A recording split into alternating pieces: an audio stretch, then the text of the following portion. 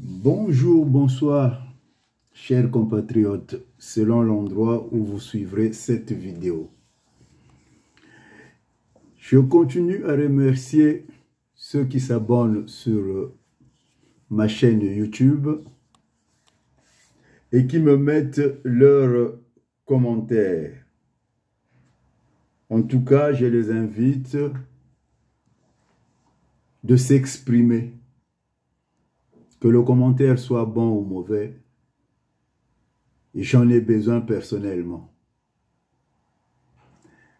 Pour ce soir, je vais vous faire une lecture d'une publication de mon site, le Nzoïsme, nzoïsme.com.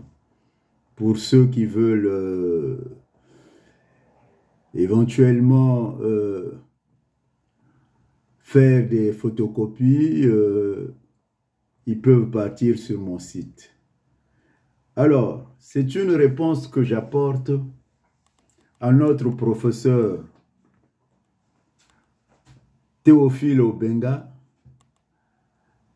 dont j'ai souvenir d'une conférence en 1997 après la guerre, quand il publie son livre « Les événements de 59 en 1997. Monsieur Théophile Obenga nous avait dit ce jour-là que pendant 30 ans, il ne savait pas comment. Il ne savait pas que le Congo était dirigé de la sorte. Ce même Théophile Obenga, aujourd'hui, est le conseiller de monsieur Sassou Nguesso. Allez-y comprendre.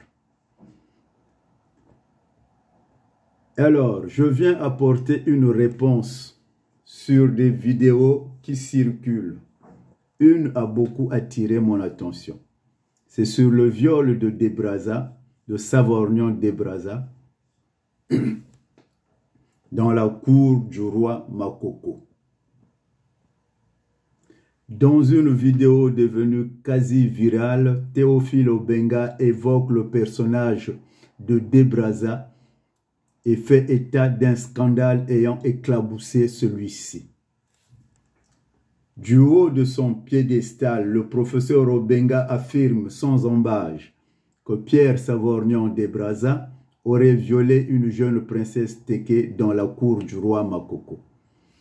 Usant de facto d'un argument d'autorité, il indique à la face du monde que Debraza aurait été coupable de forfaiture. Par argument d'autorité, il entend dire assertion et ou affirmation véhiculée par une autorité scientifique. Un historien, en l'occurrence, sans apporter la preuve de la démonstration scientifique pour étayer son propos. Et ou en conclusion. Comment une personne de son acabit peut paraître si superficielle et risible? Comment une personnalité aussi éminente, égyptologue de son état, et dont les travaux se sont fondés sur la science, peut-elle délivrer à ce point? S'écarter de cette même science et ou rationalité pour sombrer dans les balivernes, dans des fadaises, au point de jeter le trouble et le désarroi dans l'esprit de ses concitoyens, de ses contemporains, en se fondant sur la seule oralité. Comment, prétendument, peut-il faire valoir ces seules sources de documentation? Or, on connaît le caractère suffisamment volatile, déformant et fugace de l'oralité, le caractère subversif de la nature de l'homme, altérant de la mémoire humaine pour se fier à d'aussi fragiles sources, et donc à des simples colportages, et ne pas prendre des précautions d'usage en la matière plutôt. Or, le professeur Obenga en fait une profession de foi, l'annonçant publiquement de manière péremptoire, autrement dit sans réserve. De fait, il cite pêle-mêle quelques noms de personnes et individualités dont il estime recueillir des témoignages probants par le simple fait de leur appartenance à la tribu Téké ou de leur supposé lien ou lignagère avec la famille royale.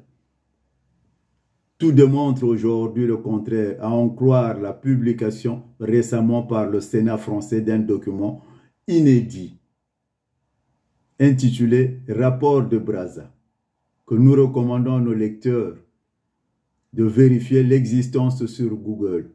Tout indique de Brazza fut un humaniste, un fervent défenseur de la conscience humaine. Ce rapport paru en 2024, presque un siècle après son existence, éclaire d'un jour nouveau ce personnage, mettant en lumière le caractère apaisé et aimable de cet homme qu'on assimila à un ordinaire et vulgaire colonisateur. De Brazza fut un homme de son temps, c'est-à-dire un colonisateur, certes, puisque ce fut dans l'ère du temps. Mais Pierre Savorgnan de Brazza fut un homme pétri de vertu.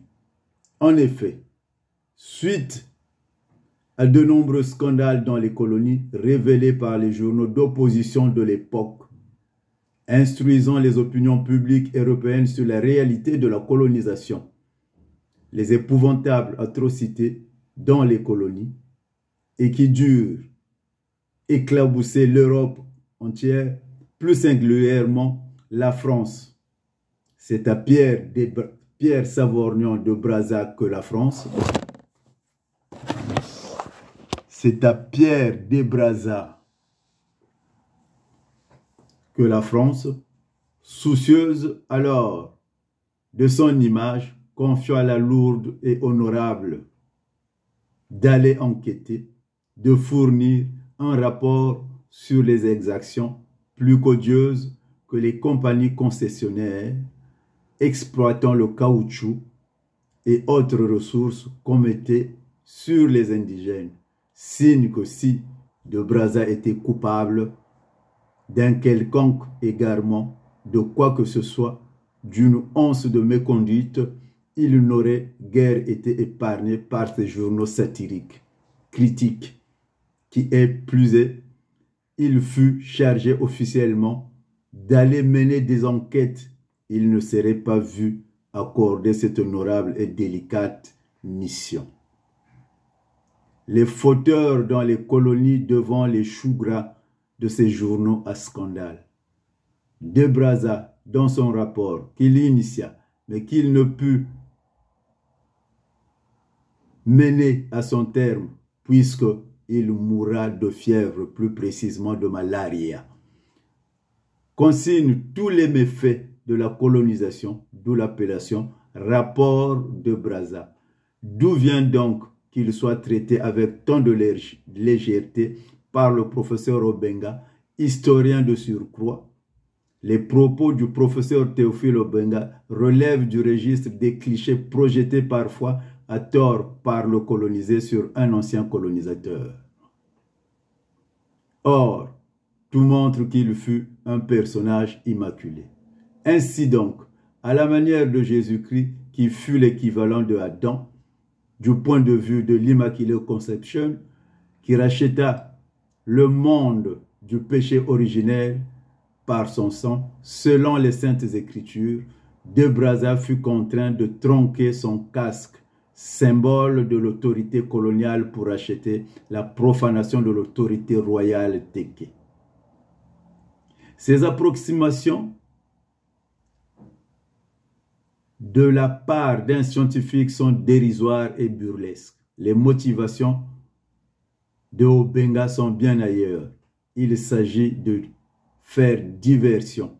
Obenga, comme objecteur de conscience, se garde bien d'égratiner un régime, je dis bien un régime, dont tous considèrent comme Dieu, tout comme lui-même, au Congo-Brazzaville, et dont il se prévaut d'ailleurs être le conseiller du prince. Il est de la race de ces intellectuels défroqués, dont dénonçait le célèbre écrivain et philosophe français Julien Benda. Alors, lorsqu'il s'interrogeait, peut-on être un clerc, un intellectuel, tout en étant d'un parti pris? Le professeur Obenga nous répondra. La réponse est bien sûr dans la négativité, car comment ne pas renoncer à la vérité dans l'engagement? Citons qu'il est impartial. Pourquoi Théophile Obenga ne s'en prend-il pas avec la même hargne et véhémence au personnage de Charles de Gaulle, celui-là même qui fusilla les tirailleurs sénégalais, réclamant tout simplement leur dû, leur salaire, après qu'ils aient pris part à la guerre dans les rangs d'une France combattante. De Gaulle, celui-là même, malmené par Churchill et Roosevelt, qui lui préfère le général Giroud, lequel De Gaulle refusa catégoriquement de voir les soldats nègres défiler aux Champs-Élysées, aux côtés de leurs confrères, pour célébrer ensemble la victoire à laquelle ils contribuèrent. La vérité est que ce dernier chercha à brandir une armée blanche, blanchir l'armée française avec la victoire. Quelle honte!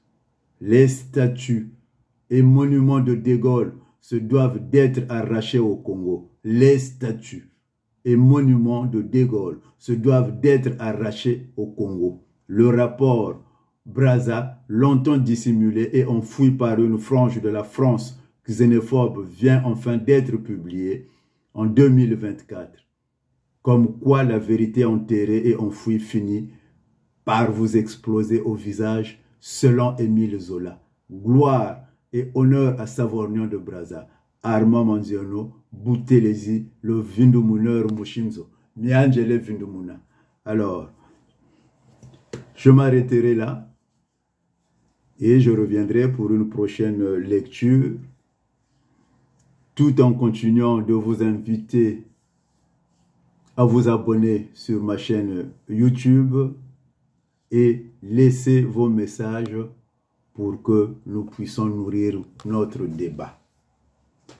Ciao, que Dieu vous bénisse.